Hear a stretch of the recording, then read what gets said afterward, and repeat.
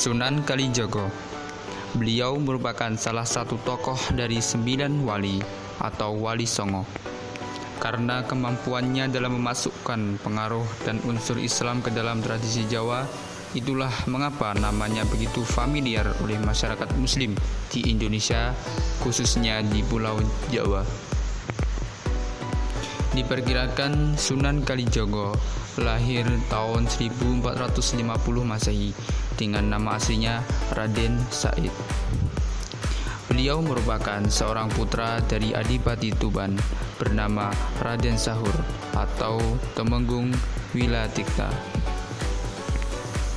Sunan Kalijaga punya nama lain Brandal Lokajaya, Pangeran Tuban, Syekh Malaya, dan Raden Abdurrahman.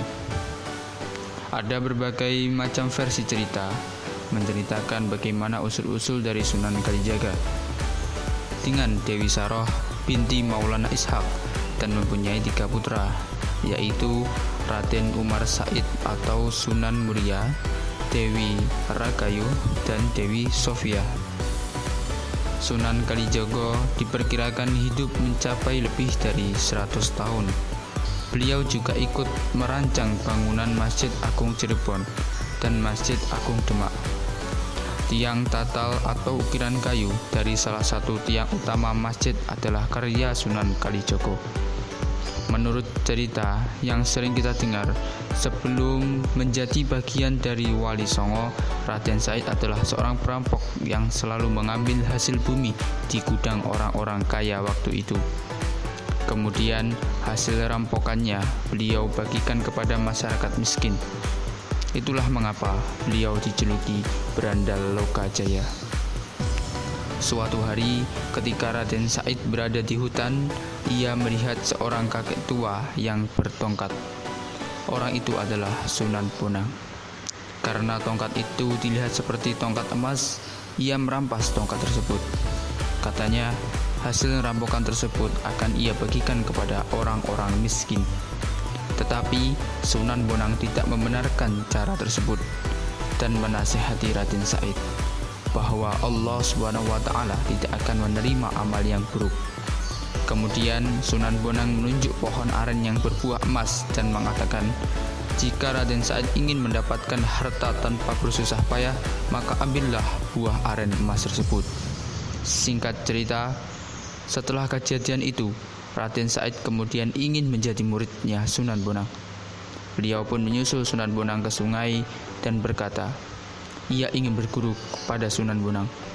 Lalu Sunan Bonang menyuruh Raden Said untuk bersemedi sambil menjaga tongkatnya yang ditancapkan ke tepi sungai.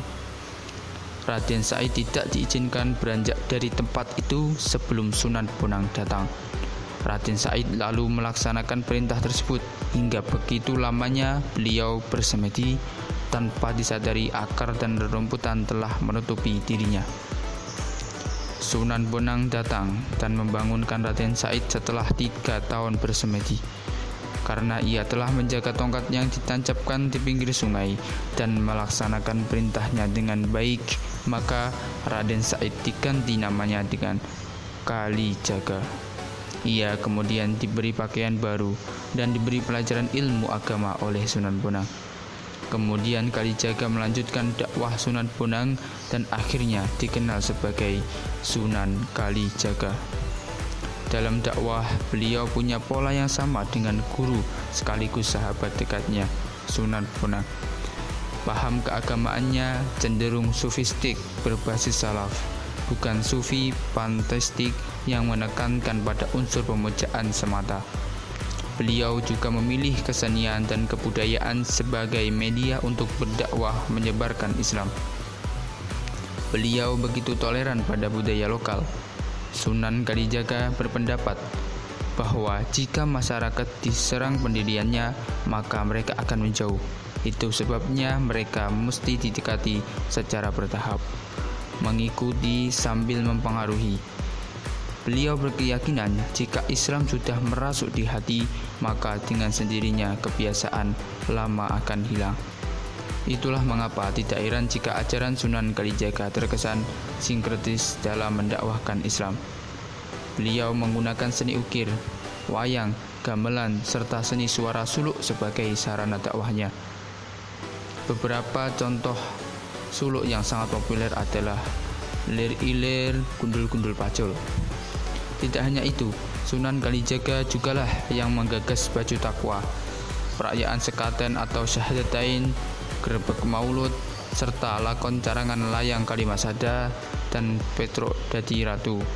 Setelah beliau wafat, Sunan Kalijaga dimakamkan di Desa Kadilangu, dekat kota Demak atau Bintara. Makam ini hingga sekarang masih sangat ramai diziarahi banyak orang dari berbagai penjuru.